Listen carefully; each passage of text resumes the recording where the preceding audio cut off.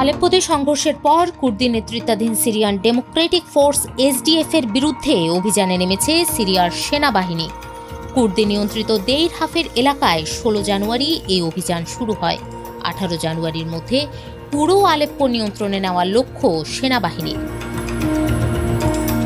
Syria সেনাবাহিনীর মতে, Aleppo ও এর পূর্ব দিকের গ্রামাঞ্চলের সন্ত্রাসী কার্যক্রম পরিচালনার কেন্দ্র হিসেবে আলেপ্পো শহর থেকে প্রায় ৫০ কিলোমিটার পূর্বের দেইর হাফেরকে ব্যবহার করছিল কুর্দি যোদ্ধারা। এর পরিপ্রেক্ষিতে কুর্দি যোদ্ধাদের ফোরাত নদীর পূর্ব দিকে সরে যাওয়ার আহ্বান জানান এসডিএফ নেতা মাজলুম আবদি। এক্স পোস্টে তিনি লেখেন, বন্ধুত্বপূর্ণ আহ্বানের ভিত্তিতে স্থানান্তরের সিদ্ধান্ত নিয়েছি।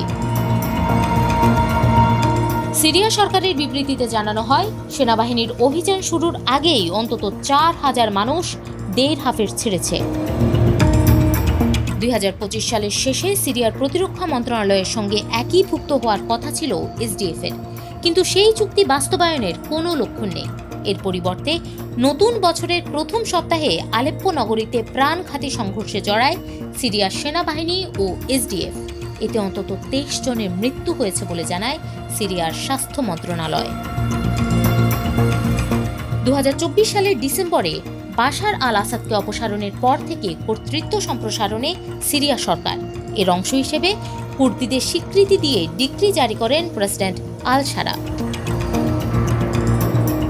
একই সঙ্গে ২১ মার্চ কুর্দি নববর্ষ নওরোজকে সরকারি ছুটির দিন ঘোষণা করা হয়।